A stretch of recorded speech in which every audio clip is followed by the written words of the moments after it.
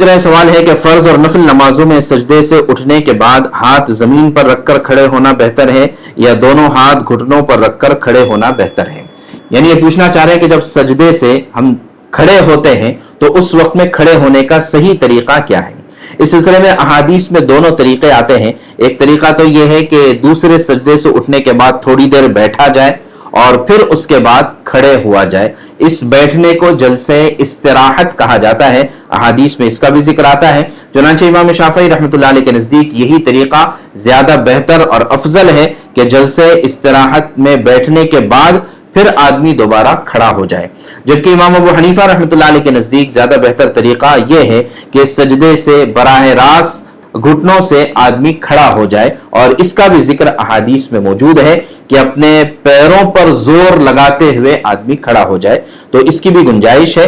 और इन दोनों में तत्बीक का तरीका यह है कि आदमी कभी सेहतमंद होता है, कभी माजूर होता है, तो लिहाजा हनफी शख्स भी अगर वो सेहतमंद है तब तो वो बगैर किसी सहारे के सीधे खड़े हो जाएगा, और अगर वो माजूर है या बुढ़ापा है तो उसके लिए अगर वो बैठकर फिर खड़े हो जाता है या सहारा लेकर खड़े हो जाता है तो इसकी भी गुंजाइश है। फर्ज नमाजों में इमाम के साथ मुक्तदी भी जुबान से अस्सलाम वालेकुम व रहमतुल्लाह कहकर सलाम फेरेगा, और अगर जुबान से अस्सलाम वालेकुम व रहमतुल्लाह के अल्फाज आहिस्ता आवाज से नहीं कहा, सिर्फ दाएं बाएं चेहरा फेर दिया, तो इससे नमाज दुरुस्त हो जाएगी या नहीं होगी।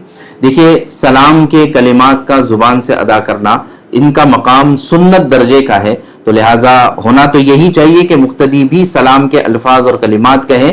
लेकिन अगर नहीं कहता है तो उसकी वजह से उसकी नमाज हो जाएगी। असल में नमाज में हम इमाम के ताबे होते हैं, तो लिहाजा इमाम की नमाज हो गई तो मुक्तदी की भी नमाज हो जाती है, इल्ला ये कि कोई रुकन छूट जाए, मिसाल के तौर पर रुकू छूट जाए, सजदा छूट जाए, क़याम छूट जाए, तो एक अलग मसला है। वरना छोटी मोटी जितनी भी गलतियां मुक्तदी से हो जाती है, इमाम के ताबे होने की वजह से वो माफ है, उससे उसकी नमाज हो जाती है।